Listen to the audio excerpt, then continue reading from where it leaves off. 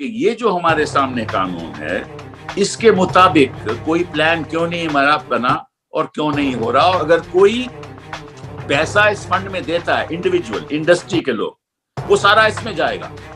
प्रधानमंत्री ने इसका तो नजरअंदाज कर दिया और अपना एक पीएम केयर फंड बना दिया जो यही काम करेगा।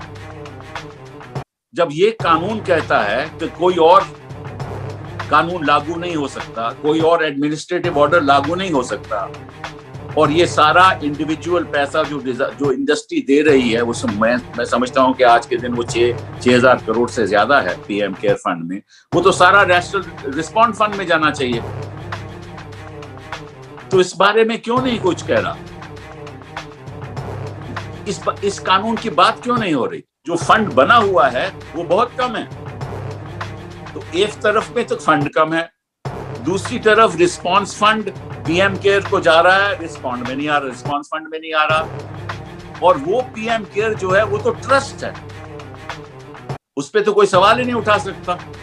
और अगर इस रिस्पॉन्ड फंड में पैसा जाएगा और पैसा खर्च होगा तो सीएजी सवाल उठाएगी। तो मुझे समझ नहीं आता कि ये इसको दरकिनार करके ये ऐसा क्यों हो रहा। आपको मालूम है कि भाई अब तक मार्च 24 में लॉकडाउन शुरू हुआ और ये चलता रहेगा अब तक के 3 मई तक चलेगा लगभग। इसका मतलब 40 दिन हो जाएंगे। सो जनता का तो लॉकडाउन 40 दिन का हो गया। इसके आगे बढ़ेगा या नहीं ये मैं नहीं जानता, ये तो प्रधानमंत्री जी और सरकार तय करेंगे। लेकिन इस बीच में इकोनॉमी का लॉकआउट हो गया, जनता का लॉकडाउन और इकोनॉमी का लॉकआउट। मैं समझता हूं कि यह नहीं होना चाहिए था। You can't have a lockdown of people and a lockout of the economy. That's not the way to formulate policy. We're not criticizing, we're only saying that it's time to rethink.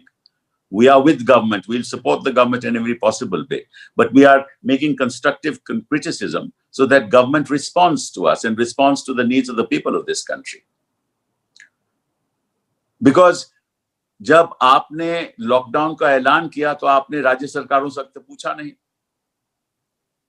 4 घंटे में आपने सब तय कर लिया कि 4 घंटे के बाद लॉकडाउन शुरू हो जाएगा, जैसे आपने नोटबंदी का ऐलान किया था। और अभी जो मैं आपके सामने बात रखना चाहता हूं वो शायद किसी ने आज तक नहीं रखी कि there is what is called a disaster management act of 2005। और जिस डिजास्टर मैनेजमेंट एक्ट के अंतर्गत there is a section 6(2) which I want to read to you. There is a National Disaster Management Authority under the National Disaster Management Act, which is to be presided over by the Prime Minister of India with 9 nominated members.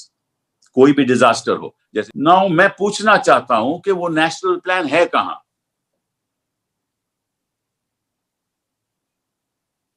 इस कानून के अंतर्गत एक national plan बनना चाहिए था। और मार्च 24 से आज अप्रैल हो गई, अप्रैल का चौथा हफ्ता हो गया, आज के दिन भी कोई नेशनल प्लान नहीं है। तो हमारी सलाह रहेगी कि आप जल्द से जल्द एक नेशनल प्लान बनाइए। अब क्या हुआ कि आपने अनाउंस कर दिया और लाखों लोग सड़क पे चल आए। तो जब सड़क पे लोग आ गए थे तो उनके लिए कोई सुविधाएं नहीं थी, लेकिन इस एक्ट के अंतर्गत वो सुविधाएं क्या होनी चाहिए वो भी लिखित है। मतलब कि जो भी इसमें पीड़ित लोग हैं, इस आपदा की वजह से जो पीड़ित हैं, जिनको बड़ा नुकसान हुआ है, वो रिलीफ वो नेशनल अथॉरिटी जहां प्रधानमंत्री जी प्रिजाइड करते हैं वो गाइडलाइंस ले करेंगे। क्या गाइडलाइंस हैं वो? Minimum requirements to be provided in relief camps in relation to shelter, food, drinking water, medical cover and sanitation. मतलब कि ये गाइडलाइंस कहेंगी कि जो मिनिमम स्टैंडर्ड से सबसे कम जो मिनिमम स्टैंडर्ड है शेल्टर का, मतलब कि कहां वो रहेंगे, खाने का, पानी पीने का, मेडिकल कवर मतलब कि स्वास्थ्य के संदर्भ में क्या उनको कवर होना चाहिए, मिलना चाहिए, और सैनिटेशन, ये सब मिनिमम स्टैंडर्ड्स ले डाउन करेंगे। तो आज तक ये मिनिमम स्टैंडर्ड ले डाउन नहीं हुए। मैं ये आग्रह करना चाहता हूं कि ये जल्द से जल्द करें। अभी तो इन्होंने कह दिया है कि भाई राज्य सरकार तय करे क्या करना है कि नहीं करना। राज्य सरकारों के पास तो पैसा तक नहीं है। Special provisions for widows and orphans, उसकी कोई बात ही नहीं कर रहा कि विधवाओं के लिए और जिनके मां बाप नहीं है उनके लिए क्या होगा, और जो जान चली गई हैं, जिन्होंने जान अपनी गवा दी, उनके लिए कितना पैसा मिलेगा उनको कॉम्पेंसेशन, ये भी ये तय करेगा। और जिनके जो रोजगार चले गया है वो भी मिनिमम स्टैंडर्ड्स तय करेगा कि वो रोजगार कितना मिलेगा। अभी इन्होंने कह दिया कि वो रोजगार जो है वो प्राइवेट सेक्टर देगा, बट ये तो कानून कहता नहीं है। कानून तो कहता है कि सरकार देगी। इसके लिए अब तक प्लान क्यों नहीं बना? और जो भी बाकी जो सुविधाएं मिलनी है वो भी इसमें कहा है कि आप बताइए। फिर आपको एक और इंटरेस्टिंग बात बताऊं, शायद आपको मालूम नहीं, क्योंकि ये बात भी शायद किसी ने आपके सामने नहीं रखी। एक यहां धारा 46 है इसी एक्ट के अंतर्गत। वो धारा 46 कहती है कि there shall be a national disaster response fund. मतलब कि एक डिजास्टर रिस्पांस फंड नेशनल, राष्ट्रीय स्तर पर होगा कि अगर ऐसी कोई आपदा आ जाए तो उसमें पैसा कितना देना चाहिए। वो पैसा उसमें इकट्ठा होगा। एक तो पार्लियामेंट द्वारा इकट्ठा होगा, अप्रोप्रिएशन बिल द्वारा इकट्ठा होगा, और दूसरा अगर कोई पैसा इस फंड में देता है, इंडिविजुअल, इंडस्ट्री के लोग, वो सारा इसमें जाएगा। प्रधानमंत्री ने इसका तो नजरअंदाज कर दिया और अपना एक पीएम केयर फंड बना दिया जो यही काम करेगा। जब ये कानून कहता है कि कोई और कानून लागू नहीं हो सकता, कोई और एडमिनिस्ट्रेटिव ऑर्डर लागू नहीं हो सकता, और ये सारा इंडिविजुअल पैसा जो इंडस्ट्री दे रही है, वो मैं समझता हूं कि आज के दिन वो 6,000 करोड़ से ज्यादा है पीएम केयर फंड में, वो तो सारा नेशनल रिस्पॉन्स फंड में जाना चाहिए। तो इस बारे में क्यों नहीं कुछ कह रहा? इस कानून की बात क्यों नहीं हो रही? ये कानून तो सब कहता है कि कैसे होगा, साथ साथ में ये भी कहता है कि the national disaster response fund should be made available to the national executive committee. मतलब कि जो सेक्रेटरी की कमेटी है सेक्शन 10 के अंतर्गत, ये सारा फंड उसको जाएगा ताकि वो तय करे कि किस तरह से किसको देना है। धारा 47 में लिखा है कि there shall be a national disaster mitigation fund.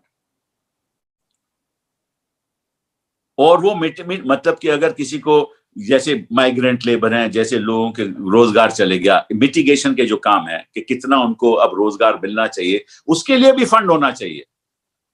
और वो फंड सेंट्रल गवर्नमेंट का उसका कुछ योगदान है, कुछ स्टेट गवर्नमेंट का योगदान है, और जो फंड बना हुआ है वो बहुत कम है। तो एक तरफ में तो फंड कम है, दूसरी तरफ रिस्पांस फंड पीएम केयर को जा रहा है, रिस्पॉन्ड में नहीं आ रहा, रिस्पांस फंड में नहीं आ रहा। और वो पीएम केयर जो है वो तो ट्रस्ट है, उस पर तो कोई सवाल ही नहीं उठा सकता। और अगर इस रिस्पॉन्ड फंड में पैसा जाएगा और पैसा खर्च होगा तो सीएजी सवाल उठाएगी। तो मुझे समझ नहीं आता कि ये इसको दरकिनार करके ये ऐसा क्यों हो रहा है। और मैं आग्रह करूंगा कि जल्द से जल्द और ये देखिए, ये कानून ये भी कहता है कि एक राष्ट्रीय स्तर पे प्लान बनेगा, एक प्रदेश के स्तर पे प्लान बनेगा, और एक डिस्ट्रिक्ट के स्तर पे प्लान करेगा। तो ये कहना चाहता हूं कि ये जो हमारे सामने कानून है, इसके मुताबिक कोई प्लान क्यों नहीं बना और क्यों नहीं हो रहा। और मैं आग्रह करूंगा, ये हमारी कंस्ट्रक्टिव सजेशन है कि प्रधानमंत्री जी और सरकार इसके बारे में कुछ बताएं। अब दूसरी बात मैं आपके सामने रखना चाहता हूं कि आज के दिन एक बहुत, जैसे मैंने कहा कि एक इकोनॉमिक लॉकआउट हो गया, देश के पास आमदनी कम हो गई, सारे विश्व के स्तर में नेगेटिव ग्रोथ होगी, यूएस की नेगेटिव ग्रोथ होगी। और यहां भी जो मूडी ने कहा था कि यहाँ का 2020 का जो जीडीपी है वो लगभग 2 to 2.2 5% होगा और इकरा ने कहा 2% होगा। मैं समझता हूं, ये मेरी अपनी राय और कई अर्थशास्त्रियों ने भी बात कही है कि ये अपने आप में सही नहीं है। ये एक्चुअली हिंदुस्तान की जो ग्रोथ होगी 2020 की वो नेगेटिव होगी। अब इसका नतीजा क्या है और इसके बारे में प्रधानमंत्री जी और सरकार को तैयार रहना चाहिए, क्योंकि यहां हमारे सप्लाई साइड कंस्ट्रेंट्स आ जाएंगे और डिमांड साइड कंस्ट्रेंट्स आ जाएंगे। और डिमांड साइड कंस्ट्रेंट्स क्या हैं? One is trade, transport, travel, tourism, ये सब बंद है। ट्रैवल बंद, टूरिज्म बंद, ट्रांसपोर्ट बंद, ट्रेड लगभग बहुत कम हो चुकी है, देश में भी और प्रदेशों के साथ भी। फिर एंटरटेनमेंट बहुत कम, स्पोर्ट्स बहुत कम, फाइनेंशियल सर्विसेज सेक्टर उसमें भी बहुत एक प्रॉब्लम आई है। ये तो होगी डिमांड साइड। अब जो सप्लाई साइड चेन है वो सब ब्रेक डाउन हो चुका है उसका। मैं आपको उदाहरण देना चाहता हूं। देखिए, हम चीन के जो हमारा इंपोर्ट होती है चीन से, जो सारा हम देश का इंपोर्ट करते हैं, उसमें से 17.4% चीन से आता है। हमारा सारा इंपोर्ट 17.4% चीन से आता है। उसमें क्या क्या चीजें आती हैं? उसमें आते हैं would products, minerals, oils, plastics, chemicals, जो फार्मास्यूटिकल, जो एक्टिव फार्मास्यूटिकल इंग्रेडिएंट्स है जिसको हम API कहते हैं, वो भी चीन से आता है। इस पे रोक हो गई है। इसमें बहुत नुकसान हो रहा है हमारा। तो ये हमारा सप्लाई साइड कंस्ट्रेंट है। तो जो राज्य सरकारें हैं वो बेचारी क्या करेंगी? उनको पैसा बोरो करना पड़ेगा। अब पैसा उनके पास है भी नहीं। अब राज्य सरकारों की जो आमदनी है वो कहां से आती थी? क्योंकि बाकी तो GST से आती थी, और GST में भी आमदनी कम हो गई। जो पुराने उनकी जो GST के ड्यूज थे वो भी उनको नहीं, राज्य सरकारों को नहीं मिल रहे। तो आमदनी की तो बात आप छोड़िए, और साथ साथ में जो पैसा केंद्र सरकार को देना भी चाहिए था वो भी राज्य सरकारों को नहीं मिल रहा। जैसे मैं आपको बताना चाहता हूं कि इसी जो सेंट्रल टैक्सेस जो तय करता है, distribution between centre and the state, finance commission तय करती है, उसमें से उत्तर प्रदेश 2020-21 में उत्तर प्रदेश को 1,40,000 करोड़ मिलना चाहिए केंद्र सरकार से, उनका शेयर। उनको आज तक कितना मिला? 8,255 crore. 1,40,000 crore, and they've got only 8,255 crore. Bihar को 78,896 करोड़ मिलना चाहिए, उनको अब तक मिला है 4,631 करोड़। मध्य प्रदेश को 61,000 मिलना चाहिए, उनको 3,600 करोड़ मिला। वेस्ट बंगाल को 58,900 कुछ मिलना चाहिए, उनको 3,462 मिला, 462 मिला। तो मैं कहना चाहता हूं, राज्य सरकारों के पास पैसा नहीं। उदय स्कीम जब से इन्होंने लागू की है वो ज्यादा इंडेटेड हो गए हैं। डिस्कॉम्स ज्यादा, मंशा तो ये थी कि डिस्कॉम्स को राहत मिले, लेकिन डिस्कॉम ज्यादा इंडेटेड हो गए हैं उदय की वजह से। पैसा है नहीं, बोरोइंग ज्यादा कर नहीं सकते, डेफिसिट बढ़ जाएगा। केंद्र सरकार की आमदनी कम हो गई, रेवेन्यूज कम हो गए, रेवेन्यू अर्निंग्स कम हो गई। लगभग जो केंद्र सरकार की जो कमती हो गई है लगभग 1,20,000 करोड़ की है मिनिमम। तो अगर केंद्र सरकार के पैसा भी नहीं है तो ये सब सामने जो मुश्किलें आएंगी इसके बारे में तो कोई बात ही नहीं कर रहा। मैं क्यों ये प्रेस कॉन्फ्रेंस कर रहा हूं? Only to say that these are the issues that will have to be dealt with. You have to be prepared. You have to plan. And unless you plan and you are prepared, you will be put in difficulty, then serious difficulty. It's okay to give confidence to people. It's okay for the Prime Minister to talk to, villages and panchayats and state governments. But the Prime Minister and the government must unveil a plan of action. ये काम होगा कैसे आने वाले दिनों में?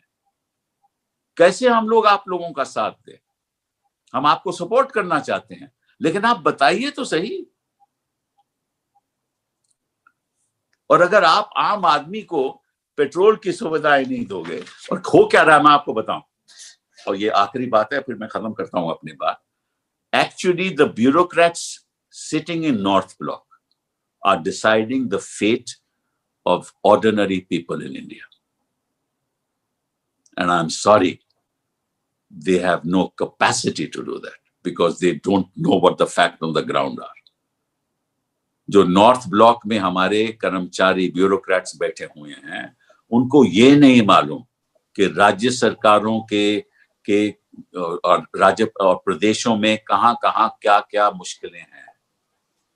ये top down approach नहीं चलेगा, ये बॉटम्स अप अप्रोच होना चाहिए। इस खबर को अभी लाइक करें, शेयर करें और ऑनलाइन न्यूज इंडिया की सभी खबरें अपने मोबाइल फोन पर सबसे पहले देखने के लिए अभी चैनल को सब्सक्राइब करें और घंटी जरूर दबाएं।